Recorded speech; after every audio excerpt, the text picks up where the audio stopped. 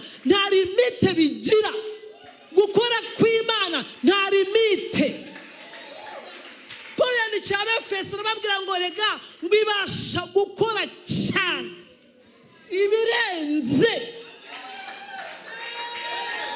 Uyu murango nawe waranshaje. Ese ni ibirenze ibiki? Ibirenze ibyo usaba, ibirenze ibyo utekereza, ibirenze by'amaso areba, ibirenze konti yawe, ibirenze momo yawe, ibirenze telefone yawe, ibirenze abana wabyaye, ibirenze aho wavukiye, ibirenze aho utuye. Nubwo uteye amashyi menshi, reka nkubwire iki kigiye kigushira hasi. Ngo nubwo bimeze gutyo, ngo ariko rero ngo biterwa n'igipimo cy'imbaraga z'Imana zidukoreramo.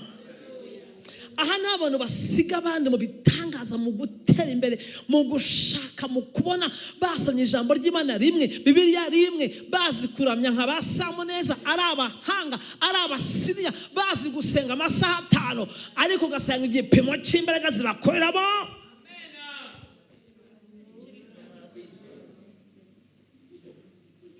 Igipimo cy'imbaraga zigukoreramo